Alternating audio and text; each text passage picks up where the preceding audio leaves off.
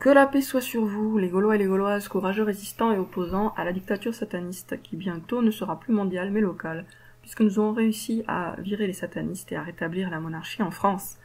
Dans cette vidéo, je vais aborder le sujet des flammes jumelles, dont j'ai déjà parlé plusieurs fois, mais là je m'adresse spécifiquement aux personnes qui pensent être flammes jumelles. Et donc, en fait, c'est un parcours, ce qu'on appelle le parcours des flammes jumelles. Bon, c'est le vocabulaire du New Age. Je l'utilise sans être totalement convaincu qu'il soit valable, mais bon, disons, ce qu'on appelle le parcours de flammes jumelles, c'est un parcours bien sûr où il y a différentes étapes et c'est pas forcément dans le même ordre pour tout le monde, certainement c'est peut-être pas exactement les mêmes étapes pour tout le monde, donc là je ne prétends pas que ce que je vais dire vous concerne vous automatiquement si vous êtes flamme jumelle, simplement à vous de voir si ça fait écho avec l'étape où vous en êtes. Donc moi, ma flamme jumelle, j'ai commencé à échanger avec lui en 2016. J'ai senti, je suis tombée, et c'est vraiment le mot tombée qui convient, amoureuse de lui en 2017. Et donc ça fait maintenant 2018, 2019, 2020, 2021, 2022. Donc ça fait 5 ans.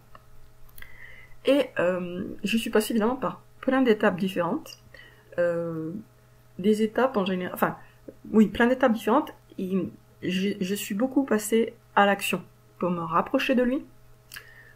Pour lui parler, pour aller le voir carrément, et lui m'a toujours refoulé. Donc sans me lâcher pour autant, hein, puisqu'il me parlait avec des fausses identités sur internet.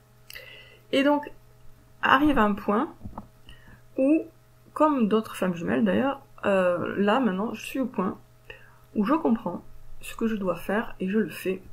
Et je voudrais vous expliquer cette étape. Donc en fait, il y a eu des étapes que je ne regrette pas, où je lui ai donné beaucoup de tendresse et d'amour, et je ne recevais franchement et littéralement que de la merde en retour. Donc il y avait vraiment un côté totalement sacrificiel dans cet amour, c'est-à-dire que je donnais le meilleur à quelqu'un qui vraiment me donnait le pire, ou rien. Mais enfin, c'était du pire avec du rien, quoi. Voilà. Et ça a duré, je dirais pas très longtemps, mais assez longtemps. Après, bon, j'ai pris des décisions constructives du type l'ignorer, ce que j'ai fait pendant un moment, et puis après, bon, la communication a repris, avec quelques rares bons moments, et aussi beaucoup de mauvais moments pour moi, où il se montrait extrêmement sadique et cruel.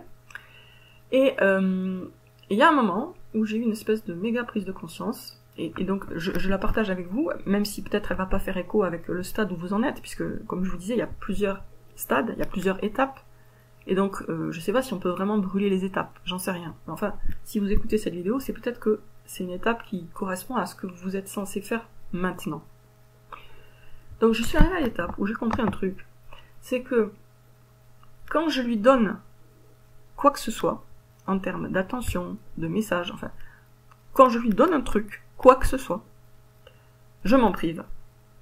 C'est-à-dire, c'est un peu comme, et j'ai cette espèce de métaphore qui m'est venue dans la tête, cette image, et qui moi me parle beaucoup. Vous imaginez une espèce d'usine qui a des tuyaux qui vont vers l'extérieur. Et en fait, cette usine produit, on va dire, de l'énergie.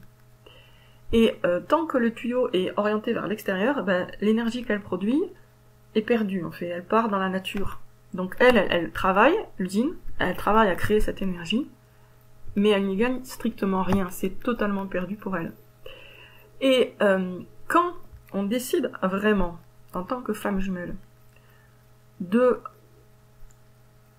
renoncer à son jumeau, et donc concrètement, parce qu'il y a un aspect intérieur, on y renonce, c'est-à-dire on fait une croix, voilà, on fait une croix, c'est bon, ça y est, il n'y aura rien.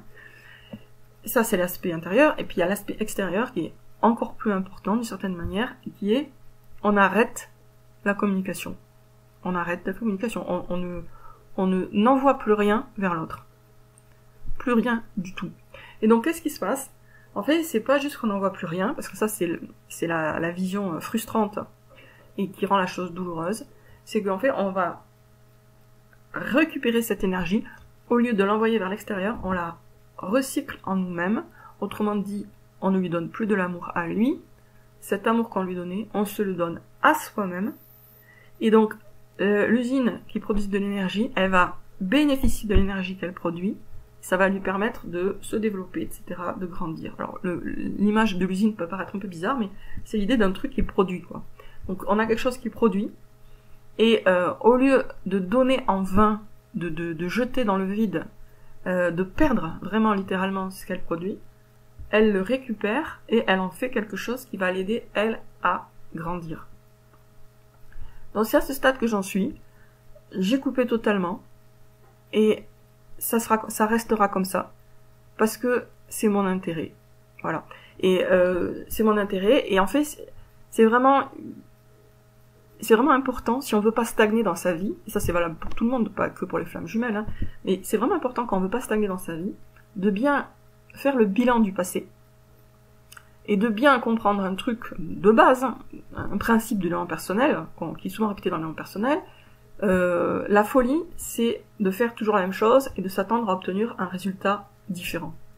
Donc si vous, par rapport à votre flamme jumelle, vous avez toujours le même type de comportement, et que vous avez toujours récolté le même genre de résultat, excusez-moi du terme, merdique, eh bien, il est temps vraiment de changer en profondeur votre comportement, et cet amour que vous le donniez, de le récupérer pour vous-même, de ne plus le donner à lui, et de vous le donner à vous, et cet amour de soi, concrètement, c'est se concentrer sur ses projets, sa vie, tout ce qu'on peut faire pour améliorer sa propre vie, au lieu de donner dans un amour sacrificiel, qui n'est pas forcément masochiste au départ, mais qui quand même équivaut à une forme de masochisme, un amour sacrificiel et finalement suicidaire, parce que à force de donner à quelqu'un qui vous donne rien, ou le pire en échange, vous vous appauvrissez intérieurement, vous vous retrouvez dans la position de victime, même si vous n'aimez pas ce terme-là, mais vous êtes objectivement dans la position de victime, et donc il n'y a vraiment pas d'autre issue si on veut passer à l'étape suivante du parcours. Et je dis pas que cette étape de l'amour sacrificiel est inutile ou toxique, mais simplement c'est une étape. Donc il faut un jour ou l'autre passer à la suite. C'est un livre à plusieurs chapitres. Et il y a un chapitre où la flamme jumelle, qui a été dans le dévouement, dans l'amour inconditionnel, malgré elle, hein, c'était pas un choix, mais arrive à surmonter ça. Et cet amour inconditionnel qu'elle a donné à l'autre, c'est maintenant à elle-même qu'elle se le donne. Pourquoi ? Pour construire sa vie, au lieu d'attendre que l'autre se décide enfin à bouger. Et là, justement, je viens de voir une vidéo d'une flamme jumelle qui explique qu'elle a coupé totalement avec son jumeau. Elle a dit avec ses mots, et c'était tout à fait juste aussi, elle a compris que avec sa flamme jumelle, c'était tout ou rien. Rester entre deux, c'était malsain et pas constructif. Donc, sachant qu'elle peut pas avoir tout, elle aura pas tout, ça c'est sûr, elle choisit le rien.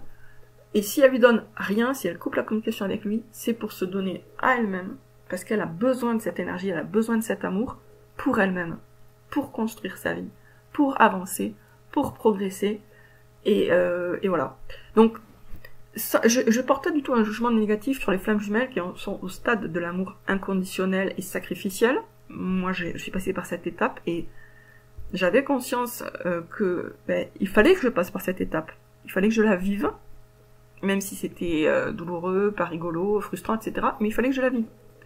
Mais, louange à Dieu, les étapes ne se suivent et ne se ressemblent pas, et dès qu'on sent qu'on devient capable de couper le lien, alors, dans l'invisible, il demeure à un certain niveau, il n'est pas totalement destructible, mais de couper le lien, c'est-à-dire au moins de couper la communication, de relancer vraiment à son jumeau, de faire son deuil de lui, eh ben il faut le faire.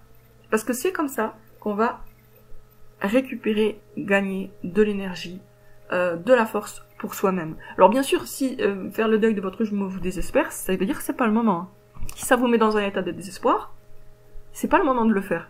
Mais avec le temps, vous verrez qu'il arrivera un moment où vous en serez capable, et ça ne va pas vous désespérer. Parce que vous aurez suffisamment construit votre vie et vous-même pour comprendre que il y a du bon et du beau qui vous attend sans lui, et même précisément qu'il faut qu'il dégage pour que ce bien arrive. Puisque tant que vous êtes dans l'attente de votre jumeau, vous n'êtes pas ouvert à d'autres rencontres. Voilà. Donc au bout de 5 ans, j'arrive à ce stade. Là, j'en parle. Pour moi, ce n'est pas quelque chose de nouveau. En fait, ça fait déjà des mois que je suis dans cet état d'esprit. Mais si vous pouvez quand même accélérer un peu les étapes, c'est votre intérêt, je pense. Donc, si vous écoutez cette vidéo, il y a des chances que vous soyez plus ou moins mûr pour vous détacher de votre jumeau. Et au lieu de donner cet amour d'une manière qui finalement vous appauvrit, de boucler de faire une boucle en fait, pour que le tuyau par lequel votre énergie s'en va revienne vers vous et que cette énergie que vous produisez, elle vous renforce vous et elle vous bénéficie à vous. Donc il y a un stade, un moment du parcours des flammes jumelles où l'amour inconditionnel est totalement extrêmement fort que vous éprouviez pour votre jumeau. Vous devenez capable de le réorienter, et ça passe quand même par un effort de volonté, hein, ça se fait pas tout seul, comprenez ça aussi, c'est que pour changer d'étape dans le parcours, il y a de vrais efforts de volonté à fournir.